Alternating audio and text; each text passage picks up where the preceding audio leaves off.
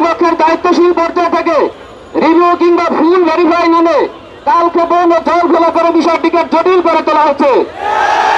অভিযোগ তত্ত্বের ভাষ্য হচ্ছে এই নিয়োগ নাকি অন্তর্বর্তীকালীন সরকার অন্যায় তৈরি করে দিয়েছে এবং প্রশ্ন ফাঁস ও ডিভাইস পার্টির চাকরি পেয়েছে, যা ইতিপূর্বেই এই সন্দেহপ্রবণ ঘটনা আমলে নিয়ে তাৎক্ষণিকভাবে তৎকালীন সরকার তার বিভিন্ন গোয়েন্দা সংস্থার মাধ্যমে তদন্ত করে এবং তাদের পজিটিভ রিপোর্ট নিয়েই লিখিত ফলাফল প্রকাশ করে।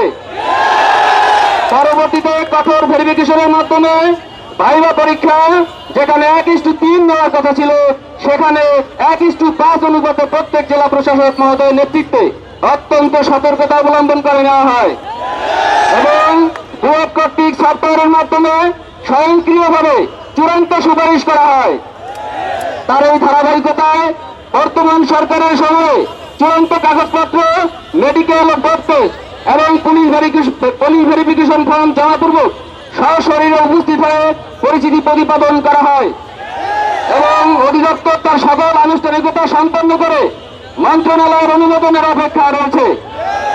চলমান প্রক্রিয়ার মধ্যেই মাননীয় মন্ত্রী শিক্ষা এবং প্রাথমিক ও গণশিক্ষা মন্ত্রণালয় মহোদয় সাংবাদিকদের এক প্রশ্নের জবাবে বলেছিলেন যে 14,384 জন প্রাথমিক সহকারী শিক্ষক নিয়োগের যে বিষয়টি সেটা তৎকালীন সরকার ফাইনালাইজ করে গিয়েছে, তা নিয়ে আমরা কোনো সিদ্ধান্ত নিতে চাই না এবং তাদের জয়নিং যথাসময়ে হয়ে যাবে।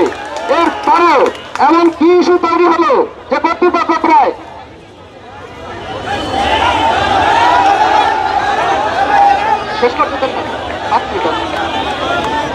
বরং তার বিচারিতার আশ্রয় নিয়ে ফলাফল পুনর্বিবেচনার কথা বলে কালক্ষেপণ করে যাচ্ছেন, যা কোনোভাবেই গ্রহণযোগ্য নয়, আইনসিদ্ধ নয়।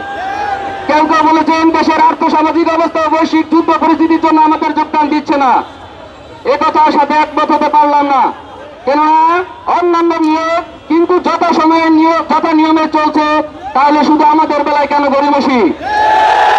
তাছাড়া একটি নিয়োগ প্রক্রিয়া শুরু করতে হলে অর্থ মন্ত্রণালয়ের ছাড়পত্র নিয়েই বরাদ্দ নিয়েই করতে হয়, সেখানে আর্থসামাজিক কারণ অযৌক্তিক বলে মনে করছি।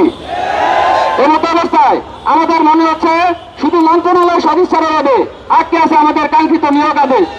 আমাদের দীর্ঘ ভোগান্তির কথা বিভিন্ন সময়ে বিভিন্ন মাধ্যমে সরকারের নজর আনার চেষ্টা করা হলেও আমরা আসলে সাড়া পাইনি।